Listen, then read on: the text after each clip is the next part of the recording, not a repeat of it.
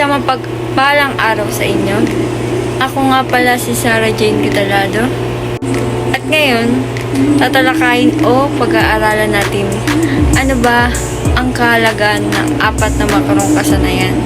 Kabilang sa mga makrong kasanayan na ito ay ang pakikinig, pagsasalita o pagbabasa at pagsusulat. Ang una nating tatalakayin ay pakikinig. Ang pakikinig ay proseso ng pagtanggap ng mensahe sa pamamagitan ng sensoring pakikinig at pag-iisip. Ang kahalagaan naman nito, ang pakikinig ay isang mabisang paraan ng pagkuha ng isang impormasyon.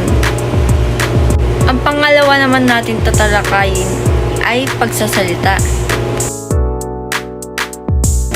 Ang pagsasalita ay kakayahan at kasanayan ng tao na maipahayag ang kanyang idea.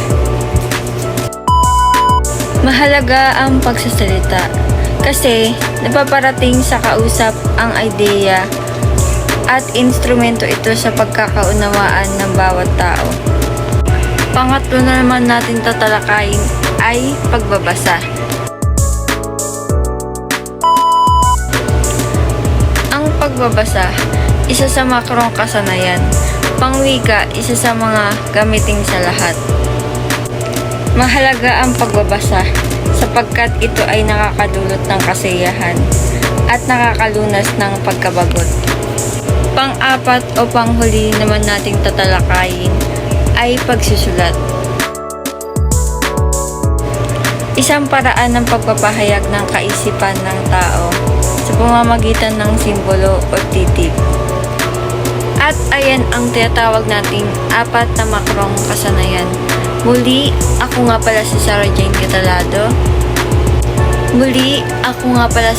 Jane Catalado. Mula sa first year, St. Agnes Montefelciano.